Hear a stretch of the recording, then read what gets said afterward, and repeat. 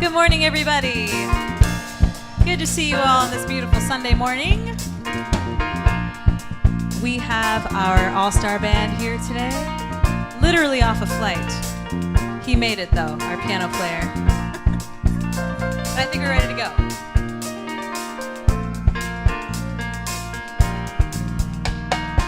Standing outside the door of love and mercy, you wonder if there's a place there for you.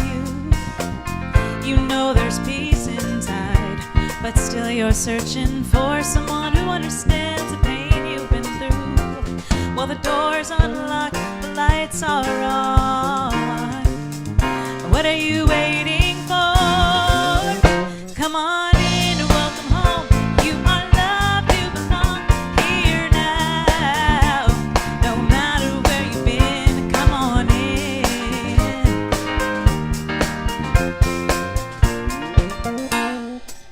You'll find a place of rest in the arms of spirit. God's waited so long for your homecoming day. God knows the peace you seek and the hurt you're feeling. Spirit wants to hold you and to wipe the tears away. Well, the Father waits with open arms, and God is calling out your name. Come on in, welcome home. You are loved, you belong here now. No matter where you've been, come on in. Well, there's room enough in the house of love for someone just like you. Come on in, welcome home. You are loved, you belong here now. No matter where you've been, yes, come on in, welcome home. You are loved, you belong here now. No matter where you've been, come on in. Come on in, welcome home. You are loved, you belong here now. No matter where you've been, yes, come on in, welcome home. You are loved, you belong here now. No matter where you've been, yes, come on in.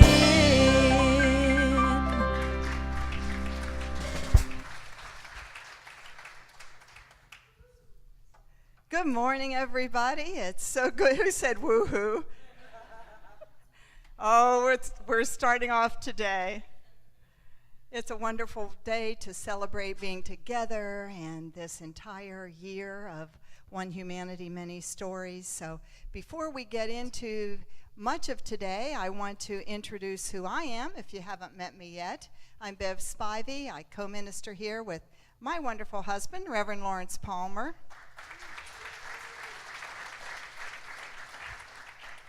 And we have our wonderful musicians led by James McCoy, and Chris was stranded at the airport and swooped in here 2 minutes ago. We have Dave Siegel at the piano this morning, Oh, direct Chris. from Charlotte, North Carolina. It's Dave. Yeah, right. Mr. Jeff Wren's on the drum set this morning. And you've met our featured soloist, Miss Samantha Natalie Wallace. All the selections today were by request from you guys. So these were the requests. So if you don't like any of them, they were by request from someone else, just letting you know. No, you're gonna like them a lot. We actually have music from Sinead O'Connor and Casey Musgraves. There you go. My apologies, Dave. I do know your face. Nice to have you here. All right, as we begin today, we remember we are one humanity, each of us with our own story of how we got here and our life and putting us on this path to end up here at Unity. Our theme for this month has been on creating community, which is one of the things we enjoy about this spiritual gathering here. So whether you're new or have been here many, many times, do feel free in this community to be authentic, be yourself, and reach out to others. So won't you join me in that affirmation, Harold? Back up a minute. Okay, together, I am open to a deeper understanding of spirit within all people. We are one.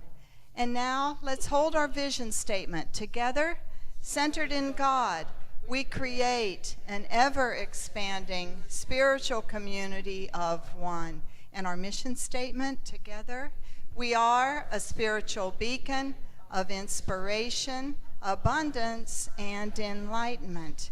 And let's have prayer together this morning as we close our eyes and take a breath together, enjoying this wonderful day, our beautiful weather and sunny skies, the love that flows in this community this morning. We open our hearts to it, to receive, and also to give, to share, to be open for insights and inspirations and joy. And so it is. Amen.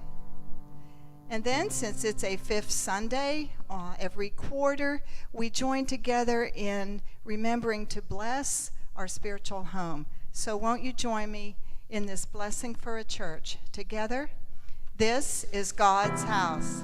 May we who come here not only find out about God, but find God. May there be beauty in this place, but especially may it be a place where men and women become aware of the beauty in themselves. May this be a place of worship. May this be a place of instruction. May this be a place of singing. May this be a place of prayer. But for us who worship and take instruction and sing and pray, may this always be a place of inner stillness where we may listen and hear when God speaks. May whoever ministers here minister in love. May whoever teaches here teach truth. May whoever serves here serve pleasantly. May everyone come into this house in expectation and go with thanksgiving. And may anyone who comes needing help go feeling blessed. May this be such a house that Jesus Christ or any stranger, even one of the least, would feel in it that he was with friends. Amen. And let's stand now and sing together. So everybody join me like this. It's like this.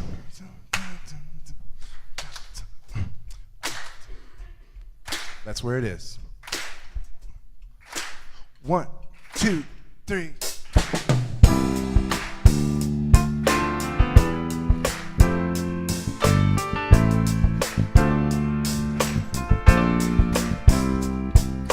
Pour yourself in me, pour yourself into my heart.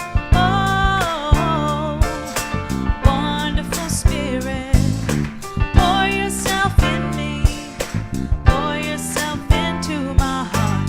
Oh, wonderful Spirit. Sing your song. Sing your song in me, sing your song into my heart. Oh, wonderful Spirit. Sing your song. Sing your song in me, sing your song into my heart. Oh, wonderful Spirit. Pour your joy in me, pour your joy into my heart. Oh, wonderful Spirit. Pour your joy in me, pour your joy into my heart. Oh, wonderful Spirit. Shine your light in me, shine your light into my heart. Oh, wonderful Spirit. Shine your light in me, shine your light into my heart. Oh, wonderful Spirit. For yourself. Pour yourself in me, pour yourself into my heart. Oh, wonderful Spirit. Whoa,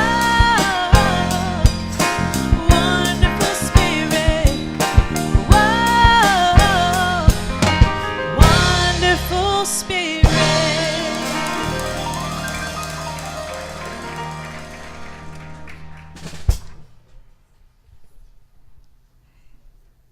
And if you're with us for the first time today, we would ask if you raise your hand. We have a welcome brochure to give you. And I see some hands. Welcome.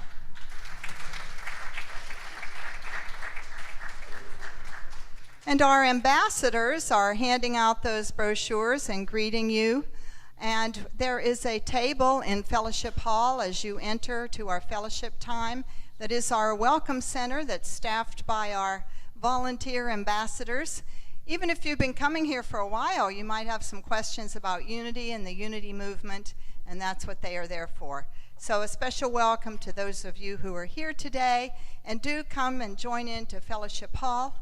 After every service, we have social time there that is open for everybody to get to know each other a little better, and always with wonderful snacks and little sandwiches that are prepared by volunteers who give this as their service every month. They take a week and do it. So thank you to those who bring our food every week. This group loves to eat. Thank you so much. All right, we also have prayer time. That's very important here. And our prayer chaplain staff the first room on the right as you enter the hallway to Fellowship Hall. A half hour before this service, so at 10:30 every Sunday morning, there will be a chapel in that room. You may have prayer with the chaplain if you so desire, or they will sit quietly with you and just hold sacred space while you have some quiet time on your own. After every Sunday service here, our chaplains will take positions in the side aisles, and they are there for you to have prayer with them. We have a few announcements. Book lovers, we meet on Wednesday night in the prayer chapel, and this discussion will be on the Joy Luck Club. If you haven't read the book, you are still welcome to come. If you read the book a long time ago, come on out and enjoy the discussion of book lovers led by John Spira. Thank you so much, John. We have a lovely time. That's at 7 o'clock on Wednesday night. Women, we're going bird watching. Wakatahatchee is a wonderful reserve of wetlands very close by. If you would like to carpool to that, meet here at 9:15 a week from Saturday on the 13th, yes, April 13th. If you're not going to carpool from church, then find us at the wetlands at 10 o'clock. Radiance is leading the group. You will see her in a minute too, reading the Daily Word, and you can contact her or email the office if you have any questions. We invite all women to come. Bring your friends, neighbors, relatives. It's going to be a lovely day of sisterhood, so come out for that. Binoculars, Lawrence reminds me. Bring your binoculars. Yes, some of us will be talking and others will be actually bird watching. As we've done for several years, we use Easter time to remember our loved ones and honor the special things in our life. It need not be a person. And to do that, we ask you to donate $10 towards an Easter lily. And all of those lilies will adorn this platform area on Easter morning, reminding us of our many traditions around Easter time with the Easter lilies. And we will have special prayer blessing for all of those honorees. So there is a sign-up sheet in the narthex. We ask you to please print your name and the name of the person or whatever it is that you were honoring. And then those will be on slides during our Sunday service. So we ask you to write legibly.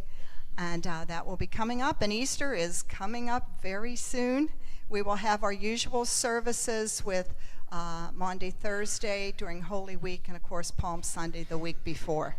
And last week we said that every fifth Sunday this year to be honoring community.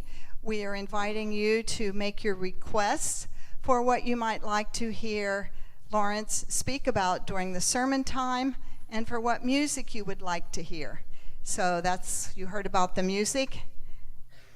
Now, husband,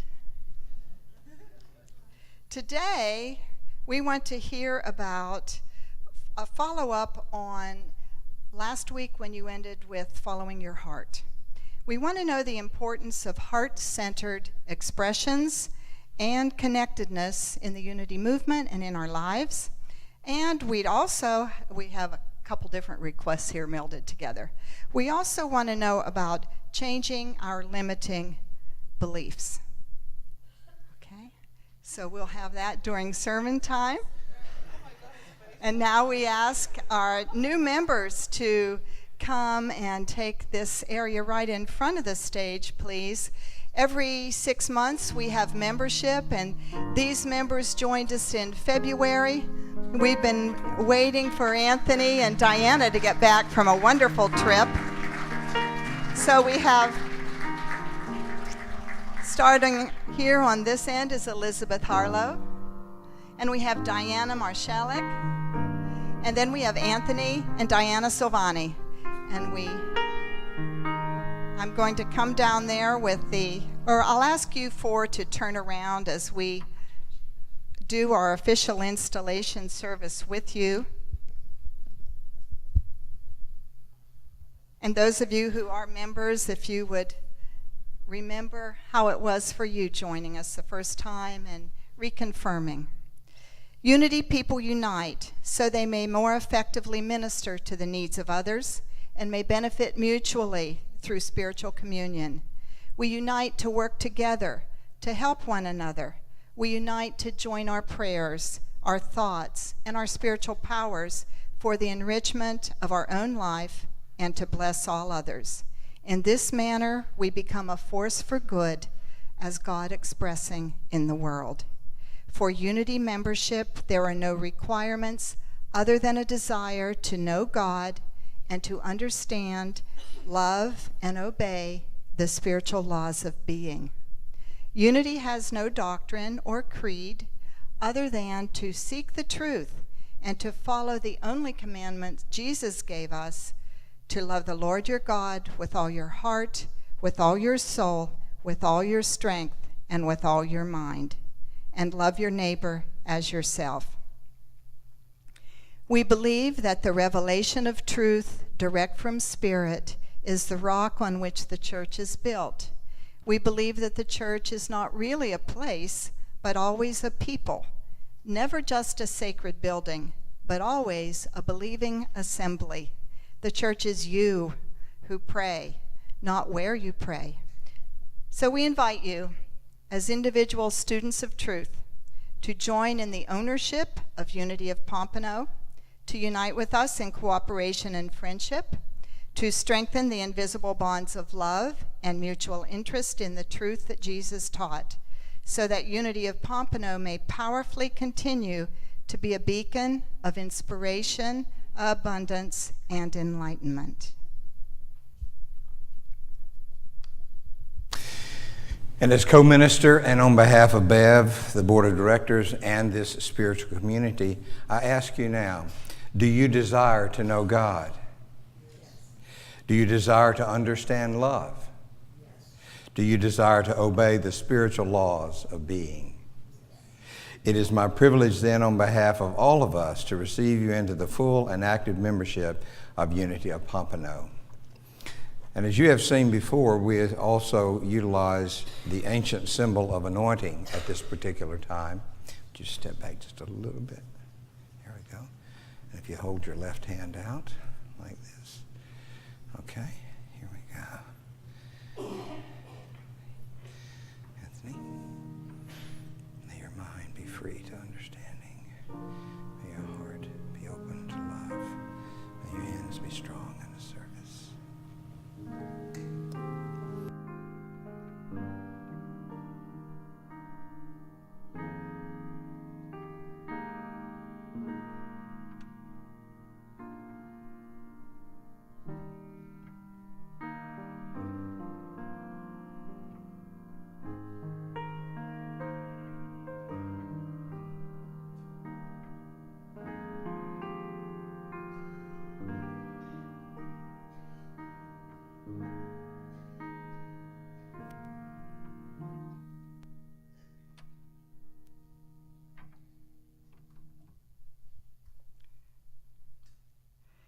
And now, new members, would you face your fellow membership?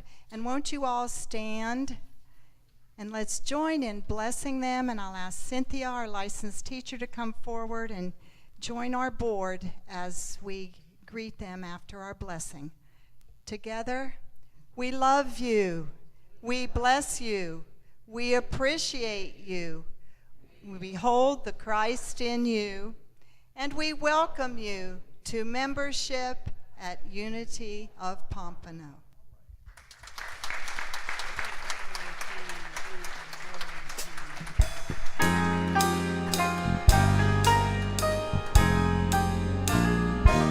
And let's continue to greet each other.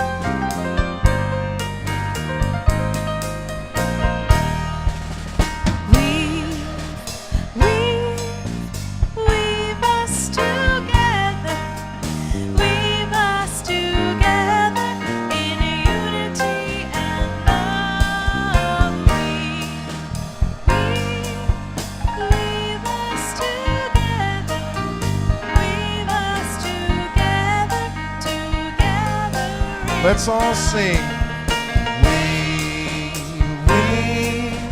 Weave us together. Weave us together. Unity and love. Weave us together. Weave us together. Together in love.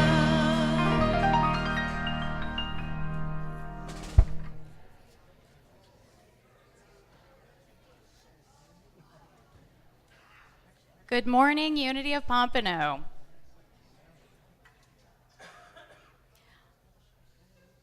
I'm Radiance Satterfield, and the daily word for today is rest. I do the work that is mine to do, and then I rest in faith. The Sabbath is not simply a regular day of the week.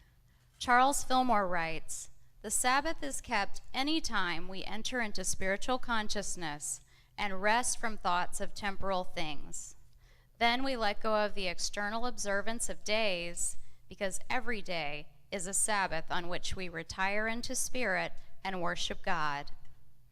I honor the Sabbath by ensuring that I set aside regular time in the flow of my life to rest in the presence of Divine Spirit.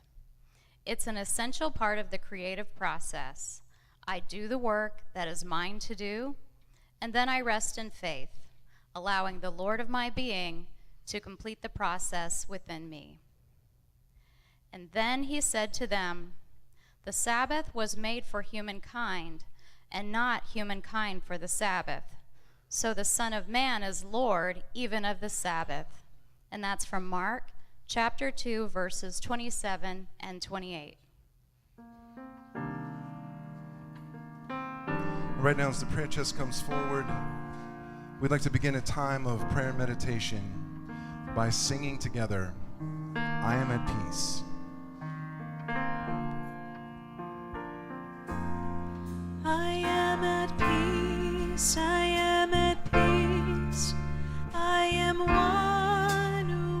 the Spirit. I am calm, I am still, I am doing God's will.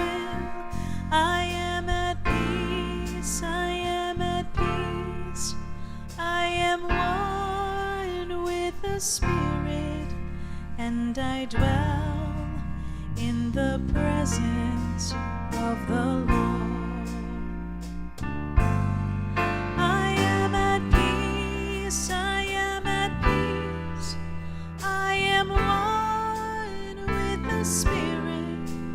I am calm, I am still, I am doing God's will. I am at peace, I am at peace. I am one with the Spirit, and I dwell in the presence of the Lord. And I dwell in the presence of the Lord. So I invite you now to settle into that very comfortable and familiar position for your body. And you can give your body permission to relax, to let go, to let be. And with that loving permission, your body will move its focus from the outer to the inner, to the very deep of your heart. You can also give your mind that same loving permission to let go, to let be. You know that for the next little while, there's nothing to think about, nothing to do, but simply to be. So with that preparation, with body at ease and mind at ease, we allow our awareness to be in the presence of Spirit, and we embrace this as our individual time. For some of you, the quiet and the deep of your heart will mean a time of profound stillness. For some, it will be a time of colors and images and sounds and ideas. But it is your time. Let it be that way fully and completely for your blessing, for your good. So let us now join as we allow our awareness to sink into that deep of our heart together.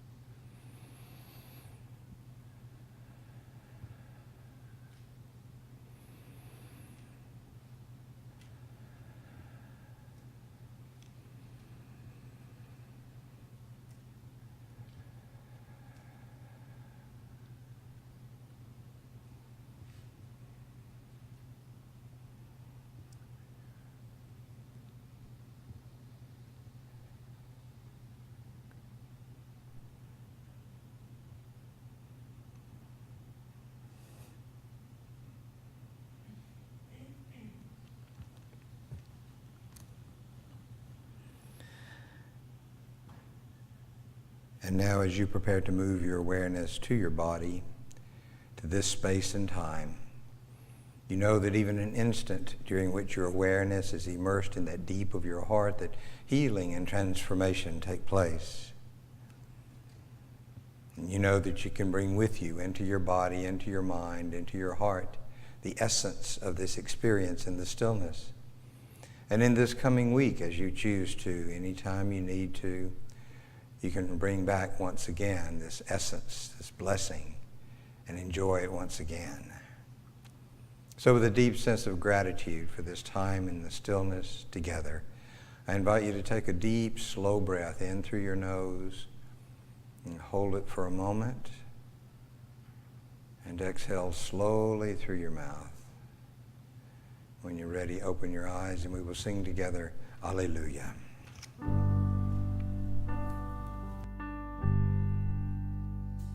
Alleluia, alleluia,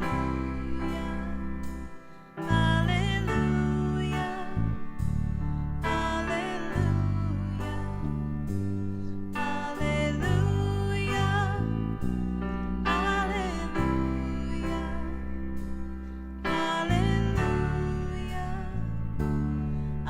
alleluia,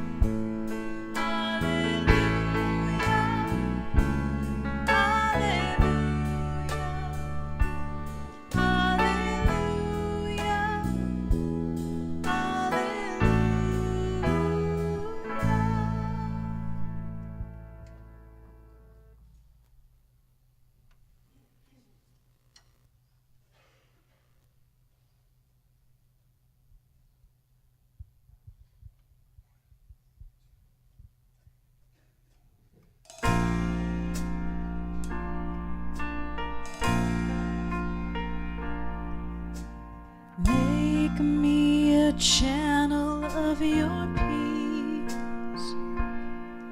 Where there is hatred, let me bring your love. Where there is injury, your pardon, Lord. And where there's doubt, true faith in you. Make me a channel of your peace. Where there's despair in life, let me bring hope. Where there is darkness, only light. And where there's sadness, ever joy. Oh, Master, grant that I may never see so much to be consoled as to console, to be understood as to understand, to be loved as to love with all my soul.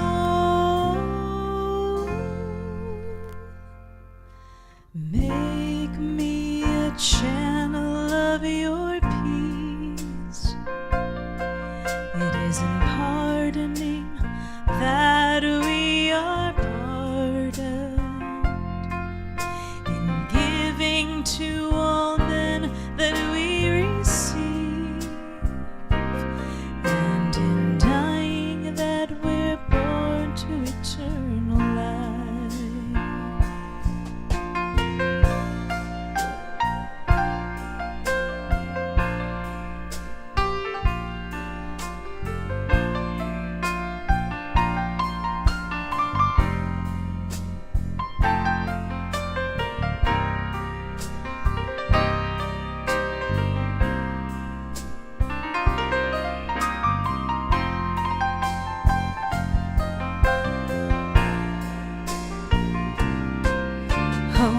Master, grant that I may never see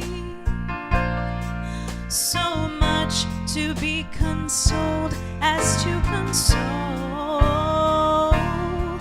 to be understood as to understand, to be loved as to love with all my soul.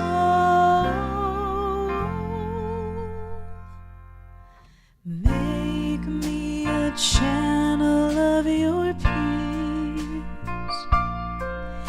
is in pardoning that we are pardoned, in giving to all men that we receive, and in dying that we're born to eternal life.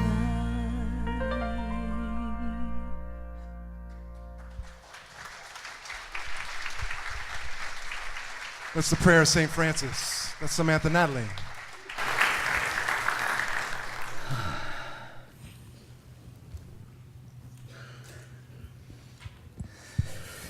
Aren't you grateful for music? Wow. If we didn't have the music, I'd have to preach longer. Now, for some of you, probably don't you haven't gotten the full story about the significance of today, this fifth Sunday. What I've started doing is on the fifth Sunday, or leading up to the fifth Sunday, you get to choose what I preach about on the fifth Sunday. And Bev gathers the topics, and she's telling me what the topic is going to be right before I get up here. So while the topics for today are stewing back here, let me tell you about something, an adventure I had yesterday. I spent the day yesterday with 60 Girl Scouts. I was invited to come from kindergarten up to 8th grade. I was invited to come and teach them about drumming. They were learning about the places where Girl Scouts met all over the world, in Switzerland and England and Mexico and Africa. And they asked me to come and teach them about drumming as a part of their Africa presentation. Had a blast. It was great. It would be amazing the things that come out of the innocent little mouths of those kids, girls. So it was me and the cook and all the rest of the whole people, a whole group were females. So a little bit interesting, but it was fun. I had a blast doing it. Had such a good time, and they seemed to have enjoyed it themselves. Okay, dealing with limitation and what does it mean to be heart-centered in unity?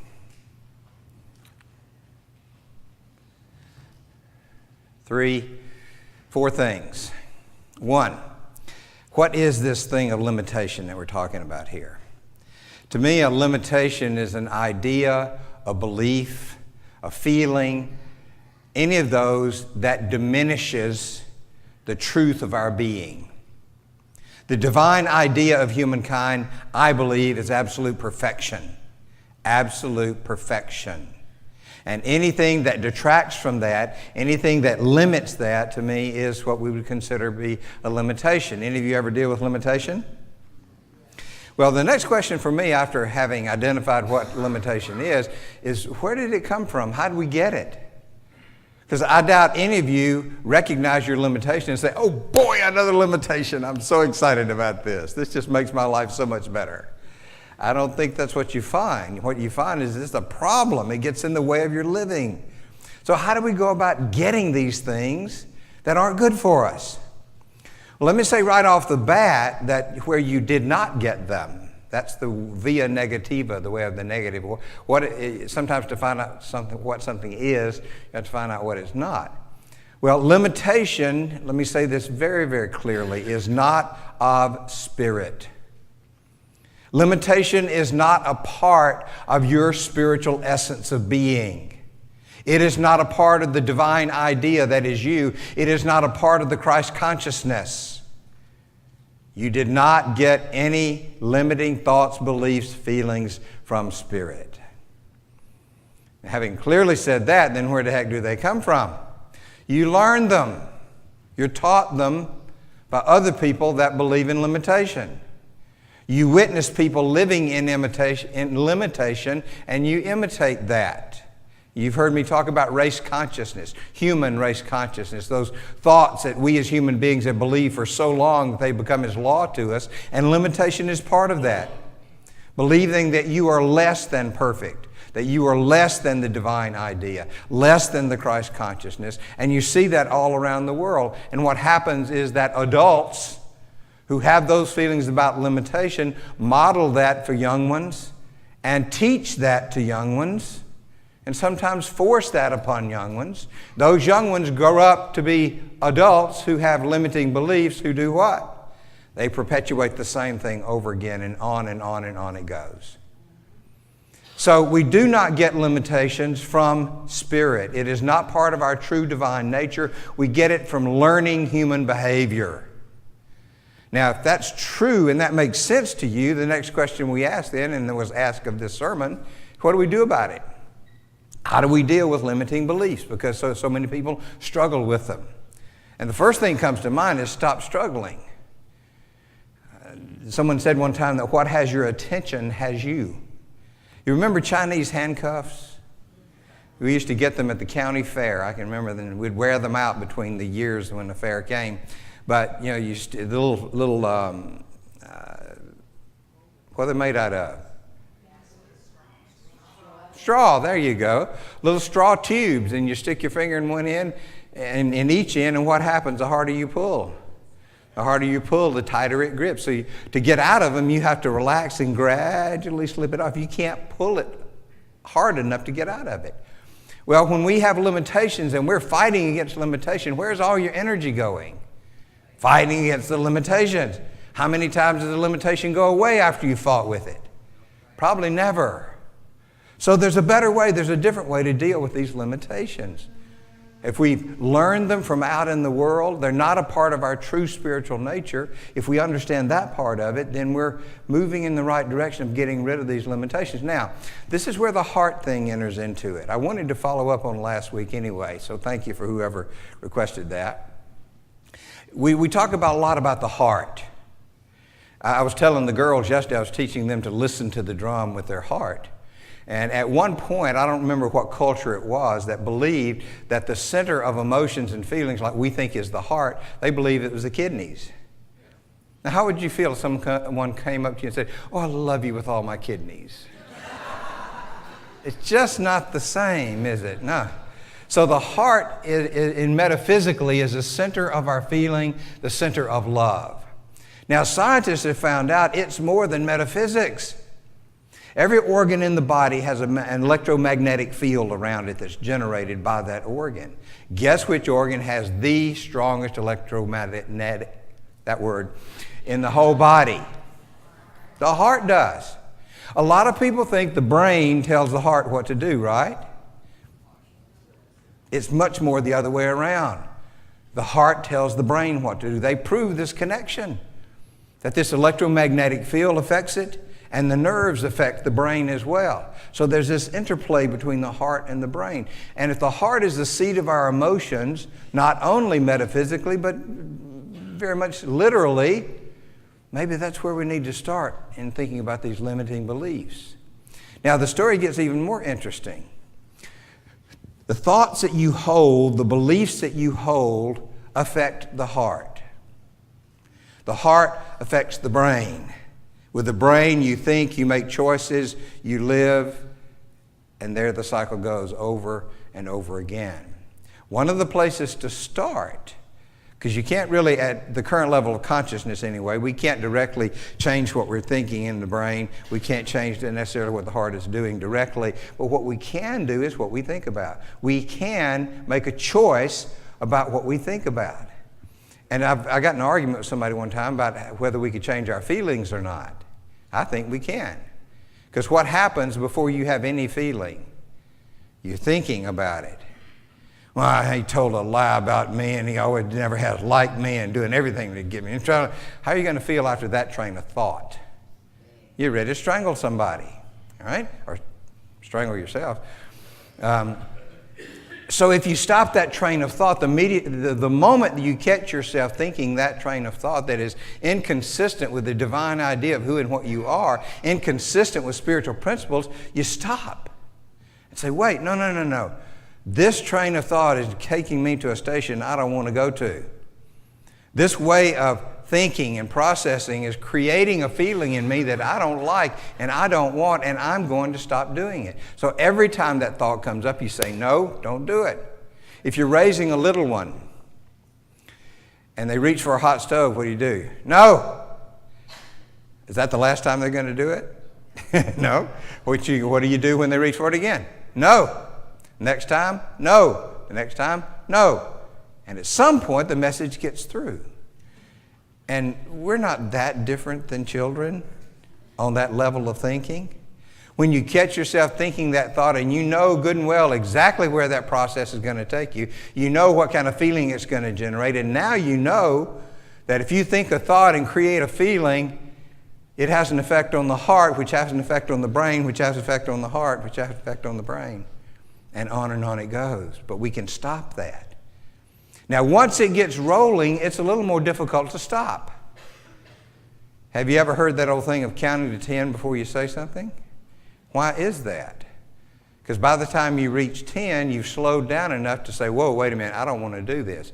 But when it's out of your mouth, and then the other person you're talking to doesn't count to 10 either, and it's out of their mouth, and then it's out of your mouth, and before you long, you're in this big thing. Is it really easy to stop in the middle of that? No, it's not. It's maybe impossible to do that. The place to stop is at the very, very beginning. I was telling somebody the other day that one of the things that we're about in spiritual growth is cutting down the lag time between when we do something and when we realize what we've done. And if we can bring those things closer and closer and closer, and if you open your mouth to say something, if you stop it right there, if you engage your brain to think something and you stop it right there, you don't have to worry about the cascade and the effect of where it goes. You stop it right there. So if a thought is inconsistent with the divine idea of your beingness, you don't need to think it. If a thought is inconsistent with the idea of you being perfect, whole, and complete right now, you don't need to think it.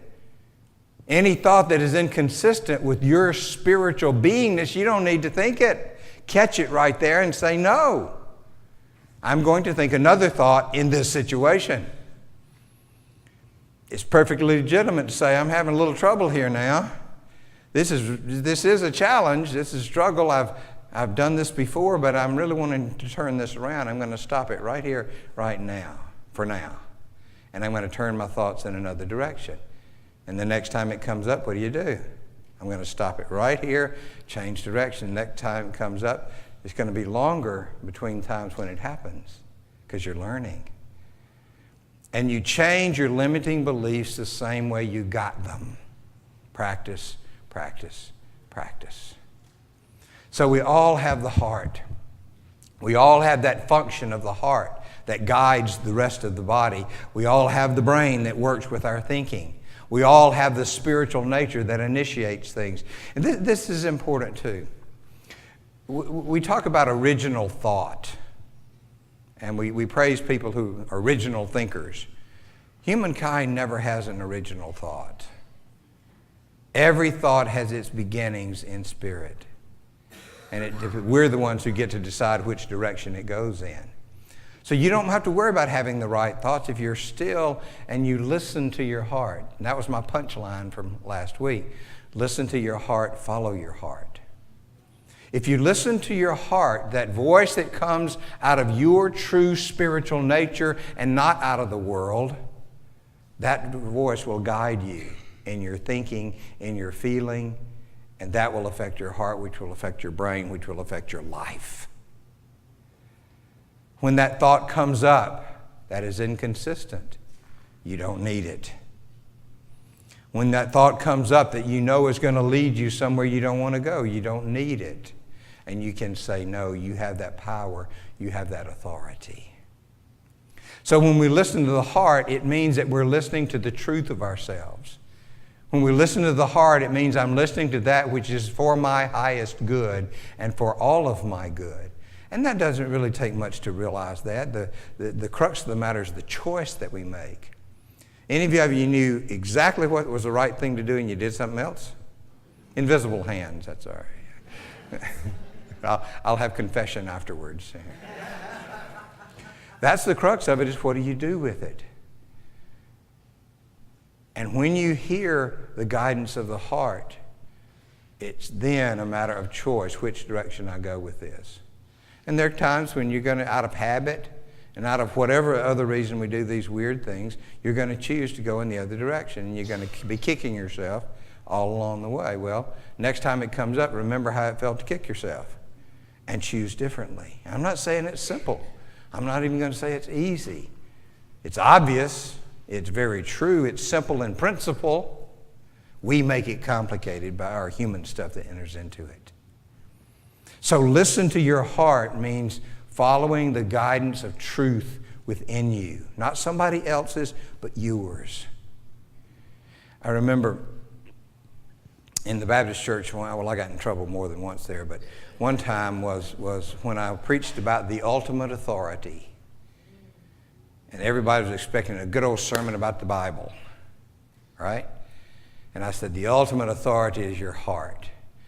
There was this silence. There were no amens at that moment. That was kind of a heresy at that time. But the ultimate authority is your heart, and your heart's always speaking. That center of love that is in you, that energetic and physical center of your being, is always speaking and guiding you in the right direction. And if you'll stop long enough to listen to it, it will show you the direction to go. And I really think most of the time when people come to me for counseling and say, I'm confused, they're not really confused, they're just not listening. And what I found is they're saying, I'm confused so much that they can't even hear the truth that their heart is speaking all the time in that moment. If you can just get them to be quiet.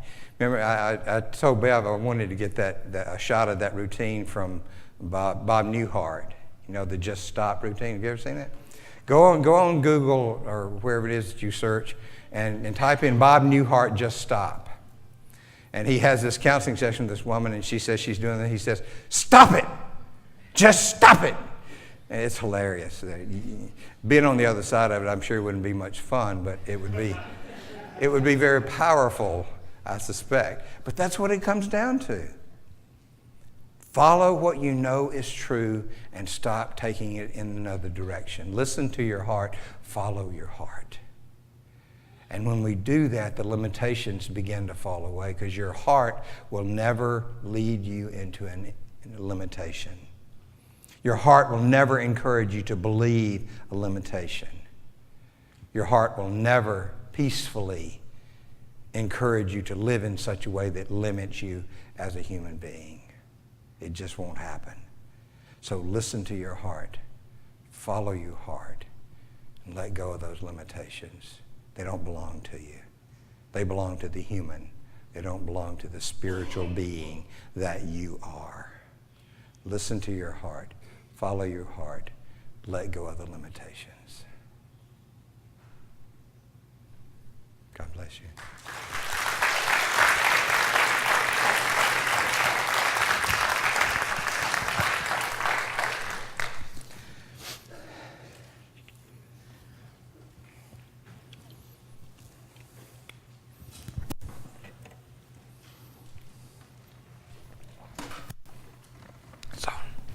If you're wondering where I was, I had a wonderful session with our Unitine here today, Catherine.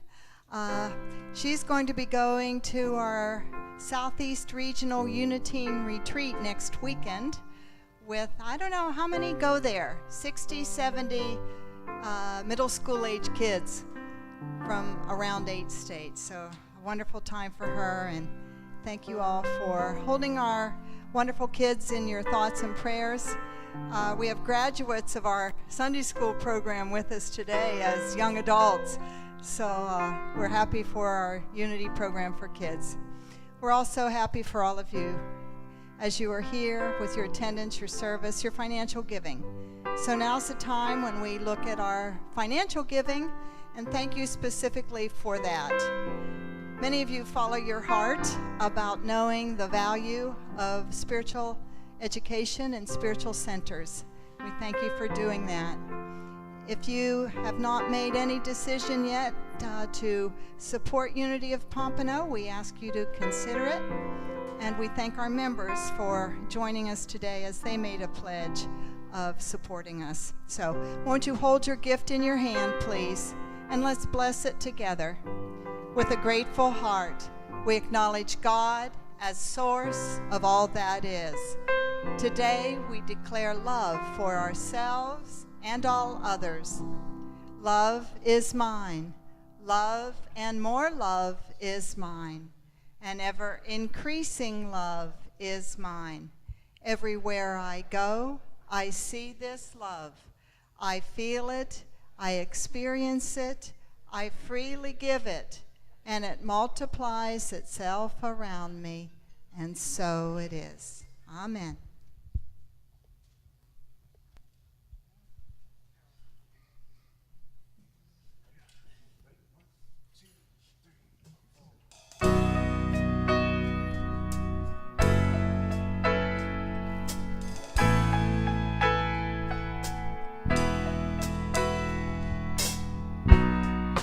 Northern lights in our skies, plants that grow and open our mind, things that swim with a neon glow.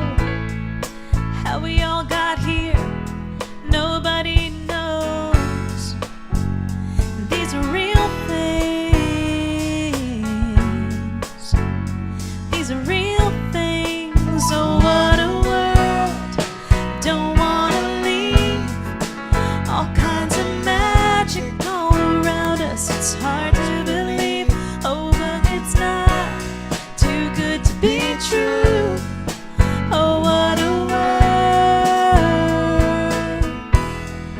And then there is you.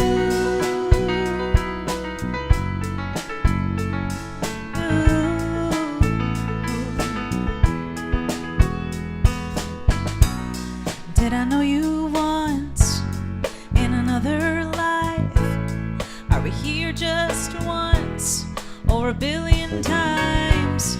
Well, I wish I knew, but it doesn't matter, 'cause you're here right now, and I know what I feel. And these are real things. Yeah, these are real things. Oh, what a world. Don't wanna leave. All kinds of magic all around us. It's hard to believe. Thank God it's not too good to be true. Oh, what a world. And then there is you.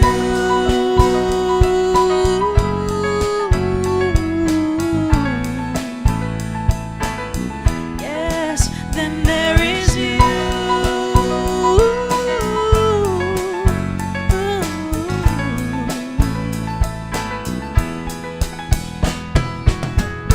Well, these are real things.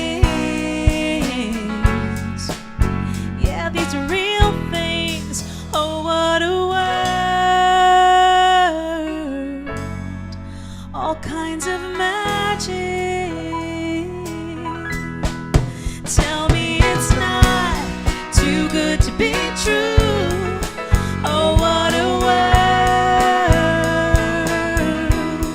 And then there is you.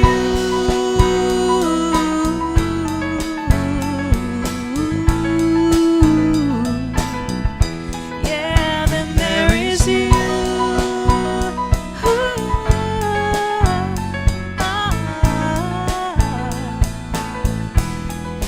Then there is you. That's the music of Casey Musgraves.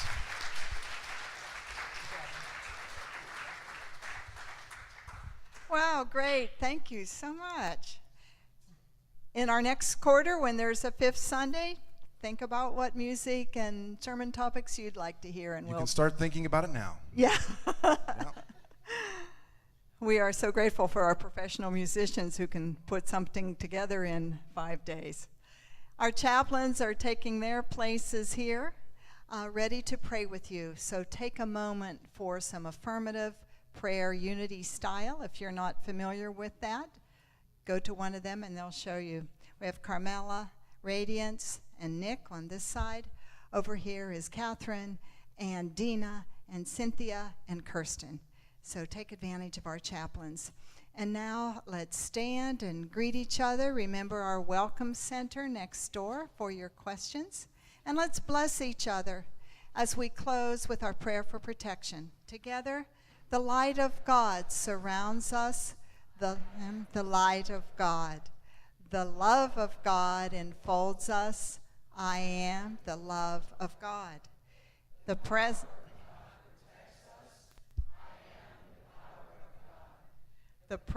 of God watches over us. I am the presence of God. Wherever I am, God is, and all is well. Let there be peace on earth, and let it begin with me. Let there be peace on earth, the peace that was meant to be. With God as creator, family all are we. Let us walk with each other in perfect harmony. Let peace begin with me. Let this be the moment now. With every step I take, let this be my joyous vow. To take each moment and live each moment in peace eternally. Let there be peace on earth, and let it begin with me.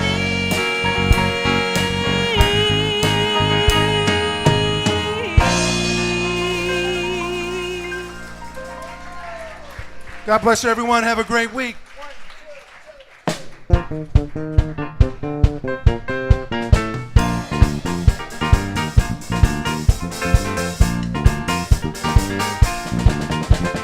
Blessings are falling, are falling, are falling. Blessings are falling.